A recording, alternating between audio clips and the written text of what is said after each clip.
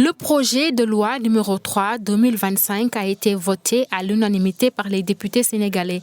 Le texte relatif à la coopération entre le Sénégal et le Maroc vise à assurer la protection consulaire et à faciliter l'aide ainsi que l'assistance nécessaire aux ressortissants détenus sur les territoires des deux pays.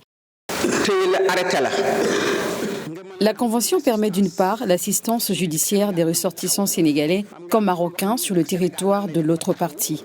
D'autre part, elle permet aussi de faire rapatrier des Sénégalais condamnés au Maroc s'ils veulent purger leur peine ici au Sénégal. Dans ce cas, ils ont les mêmes avantages que celui qui est condamné ici, notamment la possibilité de mise en liberté provisoire ou la grâce présidentielle.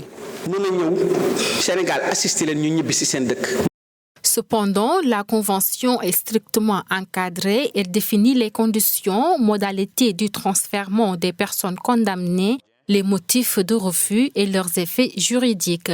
En ce qui concerne la cartographie des Sénégalais détenus au Maroc, Madame le ministre a indiqué que 172 personnes sont emprisonnées, dont principalement à Dakhla, et 168 autres à Layoum. Ces prisonniers purgent des peines de 2 à 12 ans. La Convention de 2004 permettra aux détenus sénégalais qui souhaitent rentrer de le faire. À ce propos, elle dira que 38 personnes ont déjà exprimé le souhait de purger le reste de leur peine au Sénégal et que les frais de cette opération sont à la charge de l'État d'exécution. La Convention sur l'assistance aux personnes détenues et sur le transfèrement des personnes condamnées entre en vigueur le premier jour du deuxième mois suivant la date de la dernière notification, attestant de l'accomplissement des formalités constitutionnelles dans chacun des deux États.